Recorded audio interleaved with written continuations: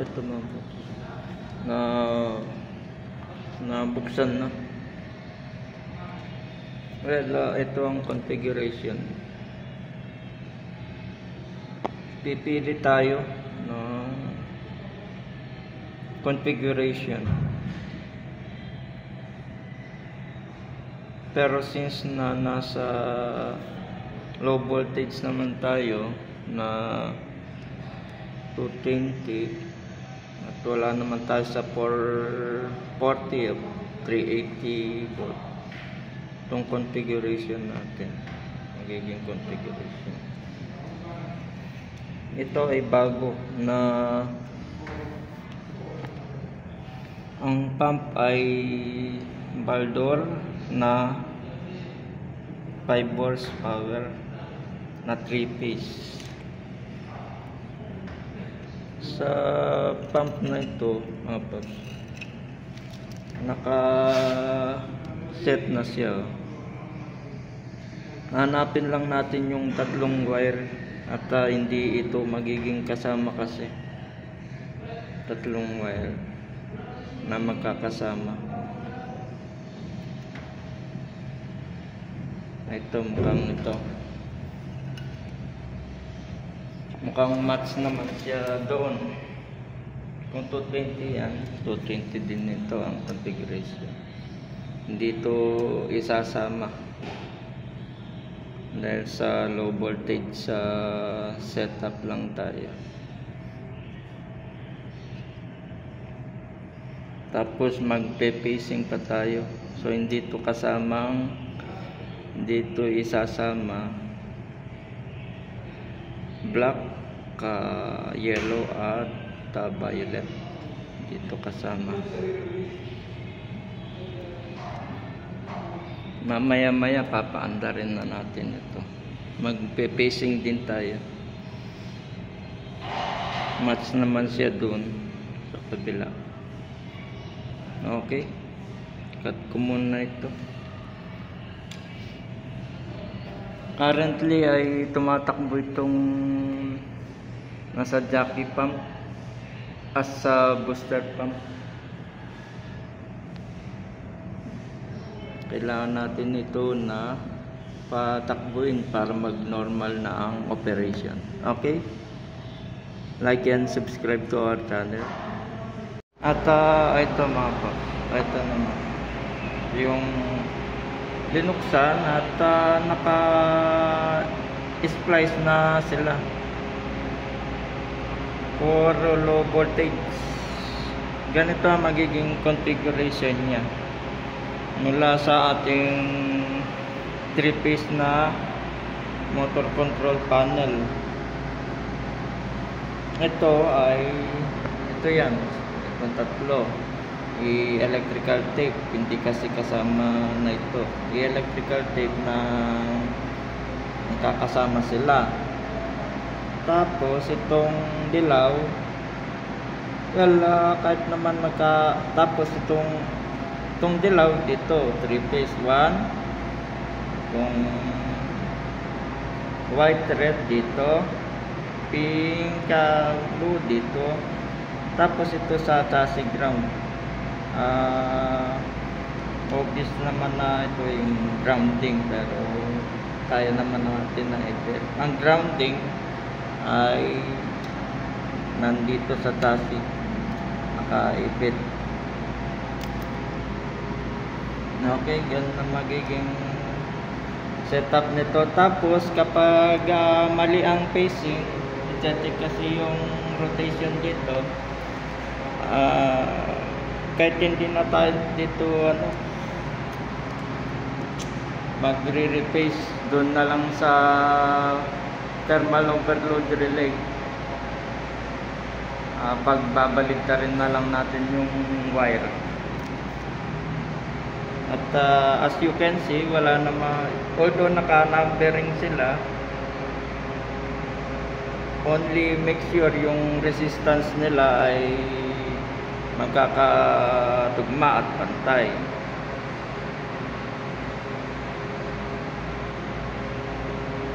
Wala sila numbering na nakalagay na kung ano yung color code. numbering system dito, pero dito ay color code, wala silang tagging. Okay, ganun lang ang kakabit laptop. Nandito na rin yung tester natin for our verification assistance. Okay mga paps, na-test na rin yan na same resistance. Mas maganda sana mga paps kung analog, mas mabilis dito sa mga tester na ito medyo mabagal dahil kasama pa yung mega ohmmeter dito sa mga analog tester. Kahit yung times 1 lang pwede na, mabe-verify na. At also nag-match naman siya dito sa kabila, nakamatch, same lang ng procedure. Okay mga paps, ganun lang pag-install nito. I-connect na natin, ikakat ko muna yung video, then papaanda rin. At ito na mga paps, ito yung tatlo na base dito. Ayun. Tapos ito tatlong magkakasama. Parang ang configuration nito ay naka-Y, hindi siya naka-delta.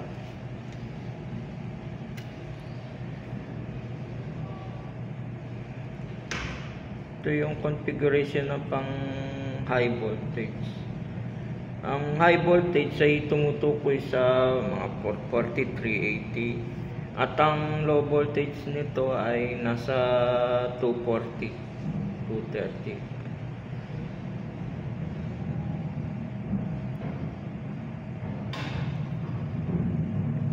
At iba-ibang mga motor.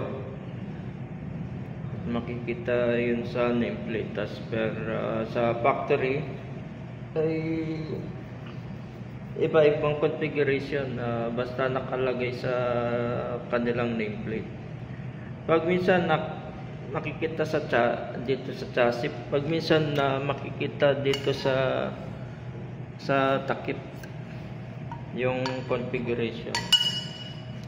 Although nung binuksan natin ay nakaset na siya, yun ang maganda din, hindi na seset. Well, sa mga motor, mga paps, ang allowed na, although hindi advisable mga paps, ang allowed na pag-test ay at least mga 1 minutes lang. Otherwise ay masusunog. Kung halimbawa ang motor ay pang 380 or 440, pero unknown dahil nga sa ang mga nameplate ay napipinturan kasi yan, at kailangan na matukoy yung pinanggalingan niya. Halimbawa siya ay napinturan o napakbak na yung nameplate niya. Kung siya ay pang 380 or 440, depende yun kasi sa nature din Kung lahat ay 220 ang mga makina, usually sa building, ay given na yun. Pero kung siya ay nasa factory, katulad ng 380, 440, 110 volt system at saka 240, medyo broad yun. Ang maaaring gawin sa motor na unknown ang kanyang configuration at nameplate, hanapin yung wag kaagad-agad na idedelta. Hanapin yung Y, pinaka-safe na configuration. Then iyan sa 220 ng 1 minute. Papaikutin. Iikot naman yan mga paps, kahit kahit yung halimbawa ang nameplate niya ay 380 or 440, tapos ikakabit sa configuration na Y na configuration ng motor. So malalaman din sa laki ng motor tsaka liit ng motor mga paps. Mas malaki yung motor, maaari. Yun lang kayang kung halimbawa yung nameplate. Yun lang ang observation. Pero kapag ang 440 na inikabit sa 230 volt mga paps, hindi yan magtatagal, masusunog yan mga paps. As to experience na rin. Okay mga paps, ni-share ko lang. This has been Ka-Basic Channel, your troubleshooting channel. And i-test din na mamaya, baka kasi magkasabay itong fire pump na hydraulic versus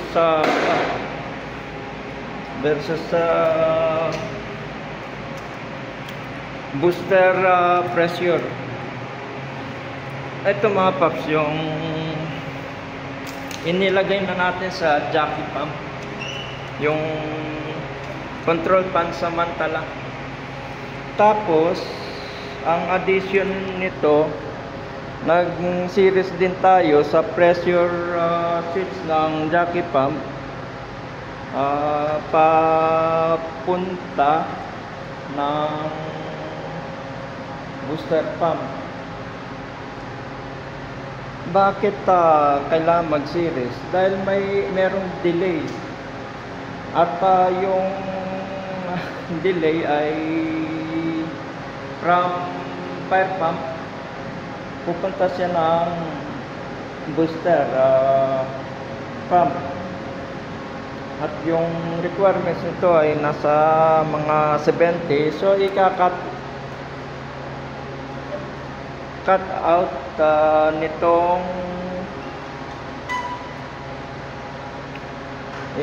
nitong linya ng booster pump pressure switch para safe at hindi maaaring sumabog dito at masira itong pressure tank at yung mga PPR ay maaaring sumabog, lalo na yung mga maliliit na PPR. Okay, para test tayo siguro mamaya, or siguro ilalagay na lang, gagawa tayo ng part 2 ng video nito. Okay, at also after ng pag no-normalize at confirmation itong booster pump, ay magka-calibrate din tayo ng recalibration from 72. Gagawin natin yan ng kasi dalawang na-set sa 70 PSI yung jockey at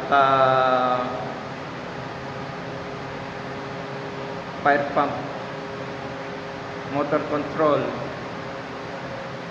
Gagawin natin na 120 ang dalawang pressure switch,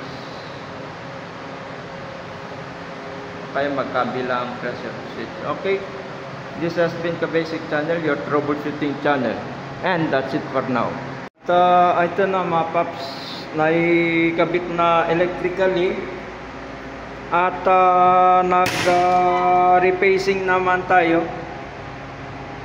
Dahil yung pump to ay baligtad, Well, ang ikot ng tamang pace, electrical pacing sa mechanical ay kailangan na ang rotation ng motor ay paganyan para umakyat, para pahigop, paakyat, hindi pa baliktad, pa buka.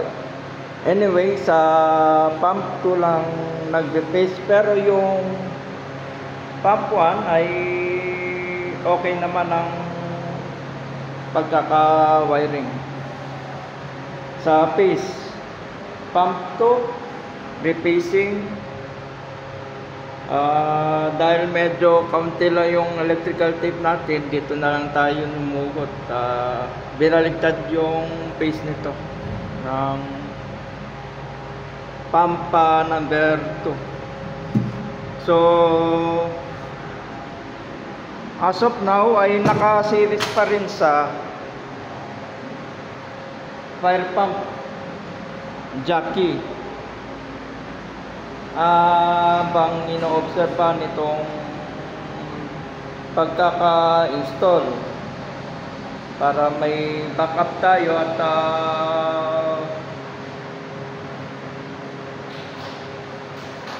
siguro ay gagawa ng ibang set. Okay? As of now ay okay naman, and siguro next content ay yung pagkakalibrate naman ng fire pump na ginawang booster pump. Yun ang maganda, mga paps. Abangan na lang ninyo. And this has been Kabasic Channel, your troubleshooting channel. And that's it for now. At ito mga paps, yung cut in, check natin. Okay. Nandyan na, sir. Okay. Hindi ito yung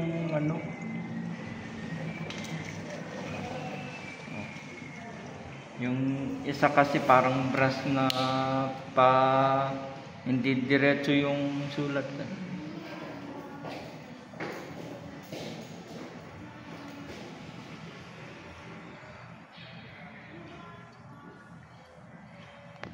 Meron tayo ng pentel pen para lagyan ng date codes or dates na install electrically yung pump.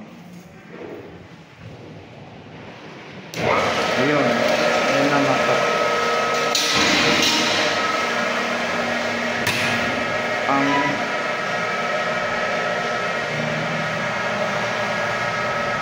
dalawa pala sila na maandar at the same time. Alternate.